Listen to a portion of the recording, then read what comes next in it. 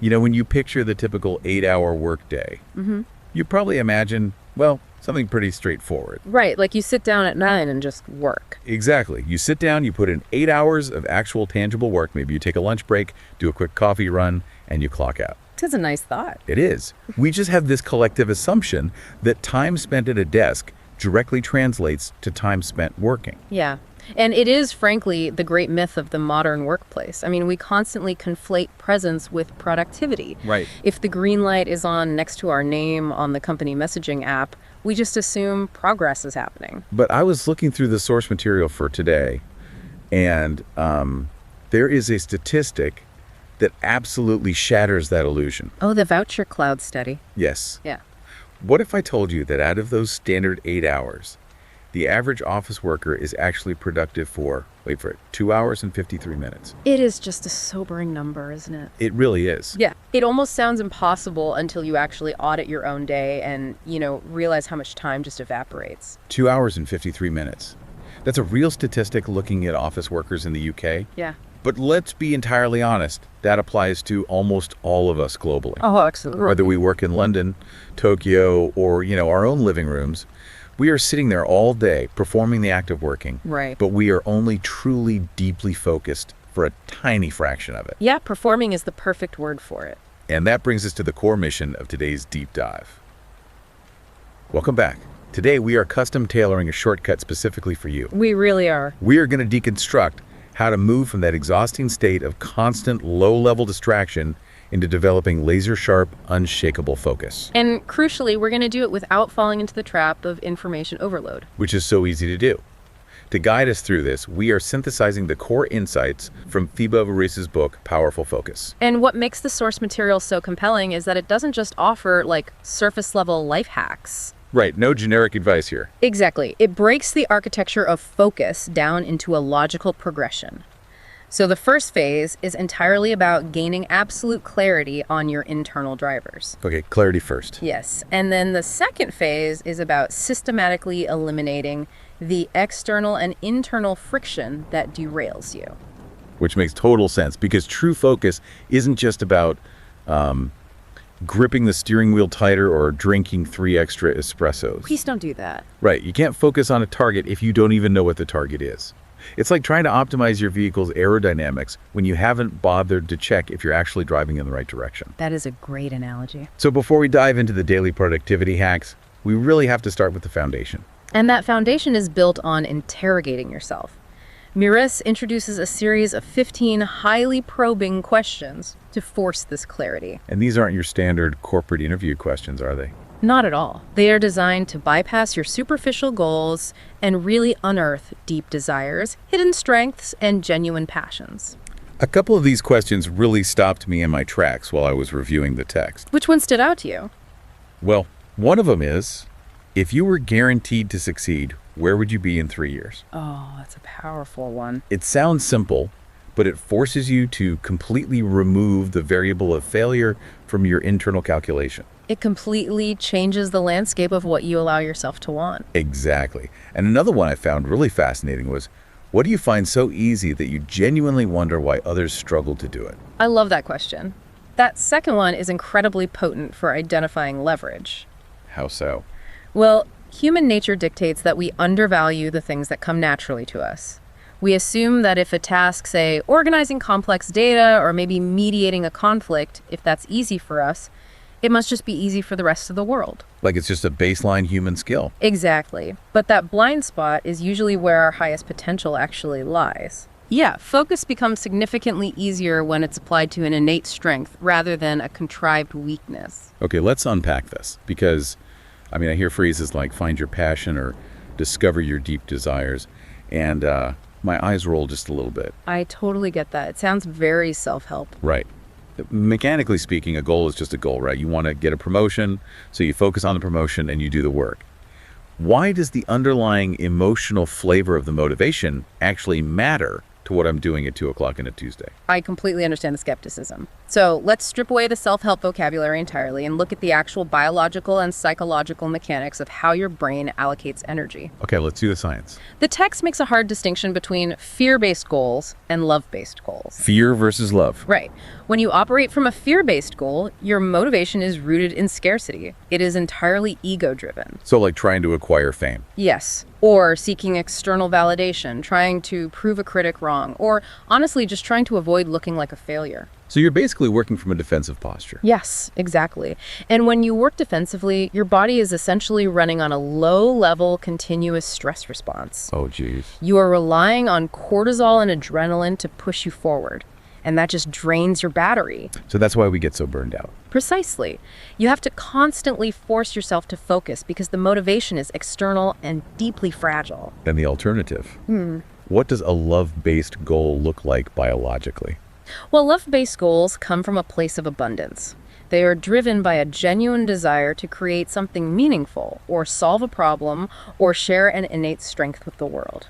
Okay, that sounds much healthier. It is, because when you operate from this place, you aren't fighting a stress response. You actually tap into intrinsic motivation, which runs on dopamine. Oh, so it feels good. It's self-sustaining.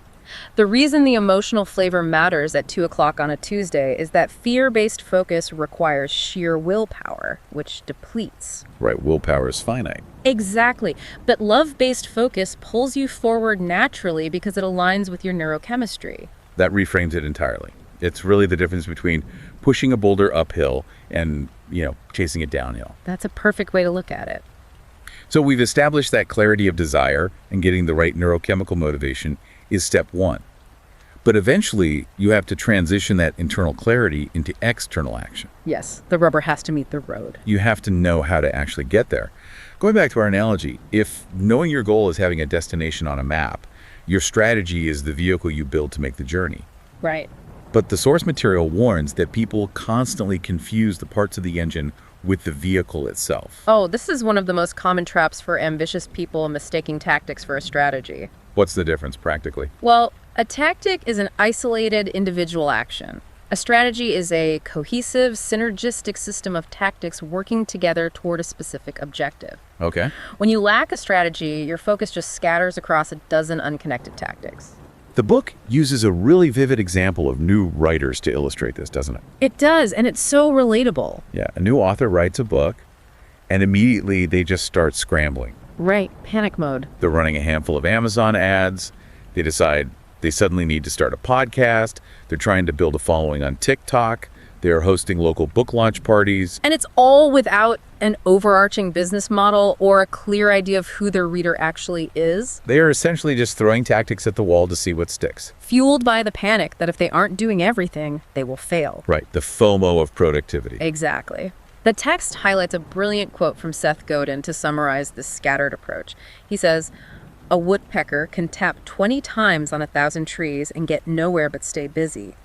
Or he can tap 20,000 times on one tree and get dinner." 20 taps on 1,000 trees versus 20,000 taps on one tree. It's a brutal visualization, right? It really is a brutal visualization of how most of us spend our workdays. But wait, this brings up the 80-20 principle, which the author leans on heavily. The Pareto principle, yes. The idea that 20% of your actions drive 80% of your results. Yeah. But isn't that just like a business cliche at this point? Does it actually apply to our daily focus? I mean, it is repeated so often because it is a fundamental law of leverage. The 80-20 rule is critical here because human nature naturally gravitates toward the 80% of tasks that yield the lowest results. Why do we do that? Because the low-impact tasks are usually easy, they're predictable, and they provide a false sense of completion. Ah, checking off the easy boxes. Right. True focus requires the uncomfortable discipline of identifying the one tree you actually need to tap 20,000 times and ignoring the other 999. Which perfectly transitions into a concept from the text that I absolutely loved and honestly felt a little called out by. Oh, the feel-good activities. Yes. The author draws a hard line between working hard and doing hard work. And they introduce this idea of feel-good activities. You're so dangerous. They really are. Yeah. These are tasks that give you the illusion of forward momentum, but are actually completely hollow. The psychology behind feel-good activities is just fascinating. Engaging in them is essentially a sophisticated form of hidden procrastination. Right. It's not like you're sitting on the couch watching TV. You feel like you're working. Exactly. Instead of tweaking a company logo, which is a bit of a cliche, let's look at a modern knowledge worker. Yeah. It's like spending 2 entire days re-optimizing your Notion workspace. Oh, we've all been there. Right. You are building elaborate, color-coded databases, you're linking automated tags, and designing the perfect project management dashboard. Also, instead of actually writing the code or drafting the proposal. Exactly. And you close your laptop at 6 p.m., completely exhausted, thinking, wow, I worked so hard today. But you didn't do hard work. Doing hard work means writing the messy first draft, cold calling a difficult client, or having the uncomfortable conversation that actually moves the needle. The stuff that's actually scary. Yes. Those needle-moving tasks require intense cognitive load, and they carry the very real risk of failure or rejection. And building a color-coded database is entirely safe. Totally safe. It shields your ego from failure while actively sabotaging your deep focus by just crowding your schedule with fluff. So let's say a listener identifies this in their own life. Okay? They have moved past the fear-based motivation. They have a real strategy, not just scattergun tactics. They know exactly what their hard work is, and they know what their feel-good procrastination looks like. They are primed and ready. But they are still living in a noisy world. Their calendar is still packed with meetings, obligations, and clutter. Here's where it gets really interesting. How do you clear the path so your strategy actually has room to breathe? To clear the path, the text introduces a mental model called zero-based thinking. Zero-based thinking. Right. You have to look at every single activity, every recurring meeting, every commitment in your life, and ask yourself a ruthless question.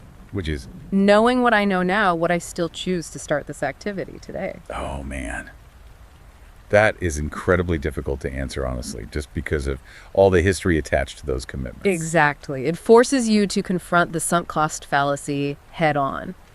Meurisse shares this anecdote about a writer friend who wastes massive amounts of creative energy endlessly revising and rewriting old, unsuccessful books instead of just focusing on writing new ones. Because they can't let it go. Right. The friend has already sunk years into those old manuscripts, so walking away feels like admitting defeat. It's a classic cognitive trap. It actually reminds me of the biological process of a tree, or even just cleaning out a closet. Oh, the closet analogy is great. Right. It's like, do I keep this really ugly sweater just because I paid $50 for it 5 years ago?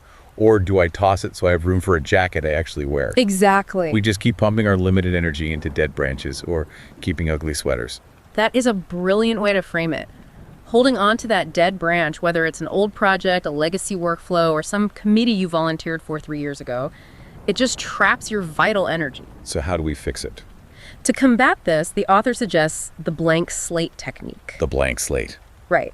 Instead of looking at your crowded calendar and agonizing over what to cross off, you imagine your schedule is completely erased. Just totally empty. A blank slate. From zero, you only add back the absolute minimum viable, vital tasks. And then you have to protect that space by learning to say no unapologetically. Hold on. I have to push back here. Sure.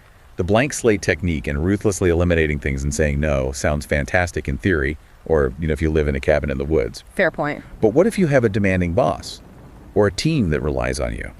You can't just wipe your schedule clean, walk into your CEO's office and unapologetically say, no, I'm protecting my core values. Yo, you definitely cannot do that. That is a fast track to getting fired. That is a very fair reality check. In a rigid corporate structure, you obviously cannot always exercise absolute autonomy. Right. But zero-based thinking in that environment isn't about flat refusal. It's about forcing a negotiation of priorities. Okay, explain that. Instead of silently absorbing every new task your boss hands you, you use the blank slate to establish your capacity. Right.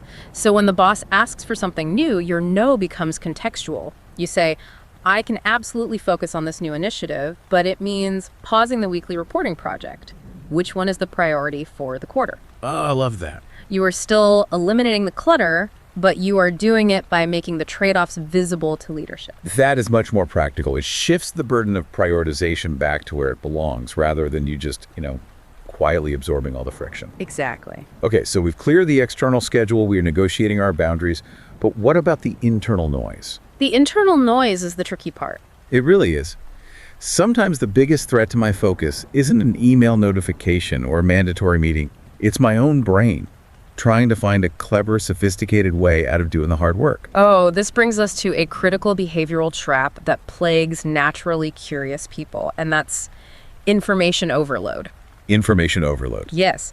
In the modern era, the sheer volume of accessible knowledge can actually become a paralyzing force. The text calls this the illusion of competence. Walk us through how that illusion works. Because intuitively, learning more feels like a good thing, right? If I'm consuming information about my goal, aren't I making progress?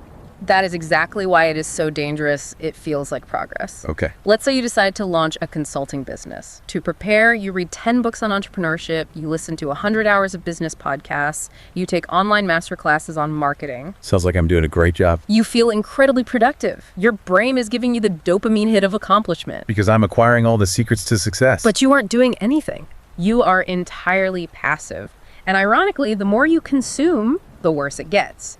It leads directly to analysis paralysis. Because there's just too much input. Exactly. You start discovering conflicting viewpoints from different experts. You lose sight of the foundational principles. Your confidence actually drops because the more you read, the more you realize how much you don't know. That is so true. You are learning incessantly, but you are producing absolutely nothing. The knowledge becomes a bottleneck rather than a catalyst. The author suggests a pretty radical solution to break this cycle, right? Very radical. You have to completely invert your learning to action ratio. Okay. The book proposes a 30-day challenge. Stop learning entirely. Wait, like completely? Completely. No new books, no new podcasts, no more research. For one entire month, you mandate that you can only take relentless action on the knowledge you already possess. Wow. You force yourself to convert theoretical input into tangible output. I can literally feel the anxiety of some of our listeners spiking at the thought of not researching for a month. It's terrifying for a lot of people. But it forces the issue. So what does this all mean? How do we practically enforce this? How do we force ourselves to take that action when our brains are actively fighting us to take the easy way out? This brings us to the mechanics of friction. Right. And the author uses this fantastic cake on the desk analogy. I love this analogy. It perfectly captures the mechanics of willpower, or rather, why willpower is a terrible strategy. Okay, let's hear it. If there is a slice of your favorite cake sitting right on your desk, within arm's reach, you are going to eat it. Obviously. It doesn't matter how disciplined you are, proximity dictates behavior. Right. It takes zero effort to consume it. But if you crave that exact same cake, and it is located at a supermarket a 20-minute drive away, the dynamic changes completely. Because now I have to work for it. Exactly. The friction involved in finding your keys, putting on your shoes, getting in the car, and driving through traffic is usually enough to disrupt the impulse. The craving hasn't changed, but the friction has. So the secret to unshakable focus isn't trying to magically increase our willpower. It's about engineering the friction in our environment. Exactly. You must make your bad habits high friction and your good habits low friction. Okay, so give me an example of making a bad habit high friction. Well, if your primary distraction is scrolling news sites, you don't just tell yourself to stop. Right, because that doesn't work. You install a website blocker. You put your phone in another room. You turn off the Wi-Fi router. You make the distraction like the supermarket cake. It has to cost you significant effort to indulge in it. And how do we make the good habits like the cake on the desk? You lower the entry friction to absolute zero. Zero friction. Right. If your most important task for the day is writing a complex report, you open the document, you clear your desktop, and you leave the cursor blinking on the screen before you go to bed. Oh, so it's ready. The next morning, you don't have to navigate folders or open apps. The work is just sitting there, waiting for you the second you sit down. That plays directly into another concept mentioned in the text, which is energy waste during transitions.